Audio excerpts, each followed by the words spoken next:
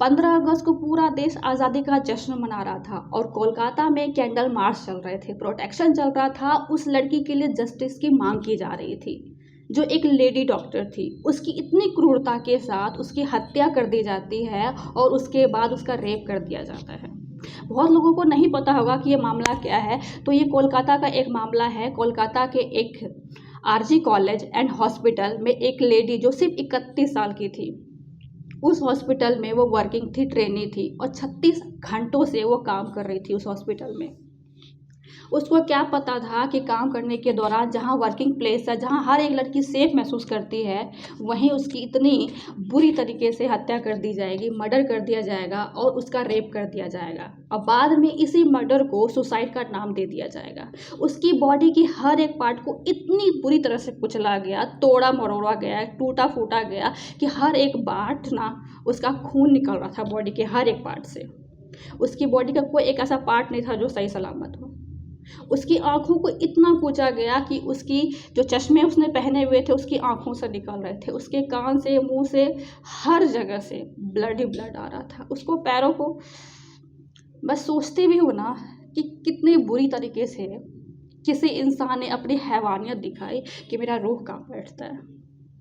क्या बीती होगी उस लड़की पे, कितना चीखी चिल्लाई होगी, बचाने के लिए भीख भी मांगी होगी और लड़ी भी होगी, पर उन लोगों ने नहीं छोड़ा उसे।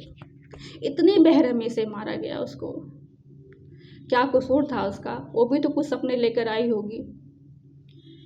एक इतना मुश्किल पार्ट वाला जो होता है एग्जाम नीट का, वो क्लियर करके वो आगे बढ़ी थी, इंडिपेंडेंस बनना चाह रही थी, खुद के लिए कुछ करना चाह रही थी, अपने माँ बाप के लिए कुछ करना चाह रही थी। उसको क्या पता था कि 15 अगस्त का दिन भी देखना उसको नसीब नहीं होगा।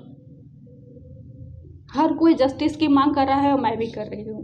क्या सच में जस्टिस मिलने वाली है? हमारे देश में न्यायपालिका इतना स्लो काम करती है कि जस्टिस मिलने में पता नहीं कितने आगे और साल लगेंगे। 2012 में जो निर्भया कांड हुआ था, उसको जस्टिस मिलने में सब कुछ पता था कि कौन कल्प्रित है, कौन दोषी है, सब कुछ पता था, लेकिन फिर भी न्याय मिलने में पूरे 9 साल लगे। 2012 में हुआ, अब जाके उसको मिला है न्याय।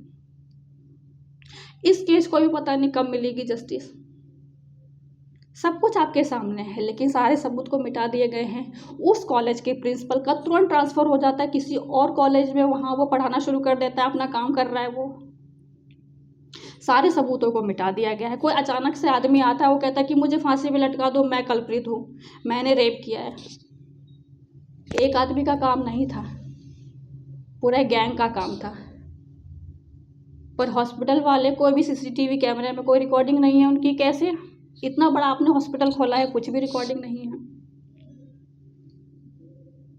अपनी न्याय व्यवस्था से बस यही कहना चाहती हूँ कि इतनी क्रूरता के साथ किए हुए मर्डर वाले लोगों को इतनी क्रूरता का दंड मिला जाए कि रूह कांपे। हमारे देश में बस यही है। आए दिन हमें रेप की खबरें सुनने को मिलती है, कोई कुछ नहीं करता। कितनी ऐसी खबरें हैं जो हमारे तक पहुंचती भी नहीं हैं। कल की डेट में मैंने सुना था कि बिहार में कई लड़कियों के साथ रेप कर दिया गया, पर वो खबर हमारे तक नहीं पहुंची गई।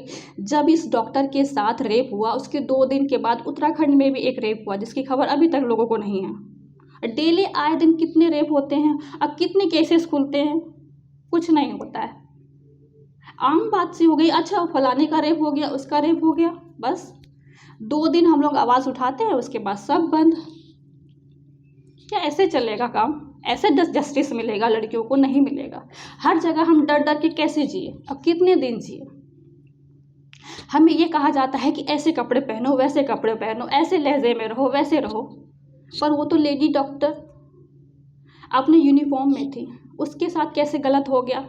आजकल के देश में 2.5 साल की लड़की जो एक क्यूट सी फ्रॉक में होती है ना, उसका रेप हो जाता है। 80 साल की बूढ़ी का रेप हो जाता है, साड़ी में रेप हो जाता है। क्या सिर्फ कपड़े जिम्मेदार है रेप के लिए? नहीं, ये इंसान की मेंटालिटी है, जो अंदर का जो भेड़िया जो जाग जाता है ना किसी लड़की को देख के, वो है। कब ठीक होगा ये सब चीज़ें? कितना और टाइम लगेगा? कब हम सेफ महसूस करेंगे अपने ही देश में?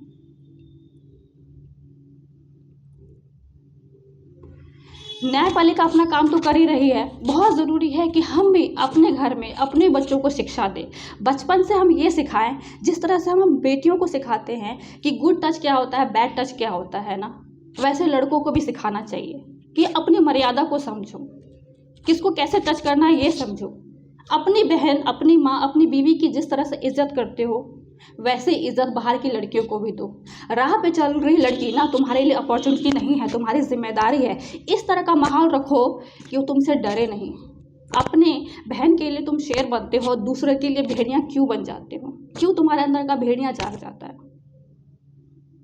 एज अ पेरेंट्स ये हमारा काम है कि हम अपने बच्चों को बचपन से संस्कार, ये शिक्षा दें कि अपनी बेटियों की, अपनी बहनों की जिस तरह से तुम रक्षा करते हो, जिस नज़रों से तुम देखते हो, वैसे बाहर की लड़कियों को भी देखो। जब तक हम लोग अपने घर में ही सुधार नहीं करेंगे ना, बाहर कुछ नहीं होने वाला। सरकार कितना दिन करेगी? कुछ नहीं करेगी। कुछ दिन मुद्दे चलते हैं, कैंडल मार्च चलते हैं, बहुत सारी बातें चलती है, न्यूज़ में सारी बातें आती है। केंद्र सरकार राज्य सरकार पे आरोप लगाती है, राज्य सरकार केंद्र सरकार पे लगाती है। पॉलिटिशियन चलता है यहाँ पे, बस पॉलिटिक्स चलता है, और कुछ दिनों के बाद इस बात को यहीं दबा दिया जाता है और न्याय के लिए लोग तरसते रह जाते हैं। कुछ नहीं होने वाला है। हमारी न्याय व्यवस्था इतना स्लो वर्जन में काम करती है कि इसको न्याय मिलने में पता नहीं कितने साल लग जाएंगे। कई मैंने न्यूज़ में तो ऐसे सुने हैं कि न्याय मिलने में पूरे 20 साल लग गए, और कभी कभी तो जिस लड़की को इंसाफ मिल रहा था वो मर चुकी होती है, तब तक उसकी फाइलें कोर्ट में चल रही होती है। ऐसे नहीं चलेगा। बाकी देशों में इस सज़ा के लिए, इस घिनौना कार्य के लिए इतनी बड़ी बड़ी सज़ा मिलती है कि लोगों की रूह कांप जाती है। वो ऐसा काम करने से पहले सोचते हैं, और हमारे देश में ये सब चीज़ें आम हैं, इसीलिए लोग कर लेते हैं। बहुत ज़रूरी है कि सरकार को इस तरह का कदम उठाना चाहिए, इस तरह की सज़ा प्रणाली लानी चाहिए कि लोग करने से पहले सोचें। सरकार से बस यही निवेदन है कि इसको जल्दी से जल्दी जस्टिस मिले। अपनी न्यायपालिका से यही जस्टिस की मांग करती हूँ मैं।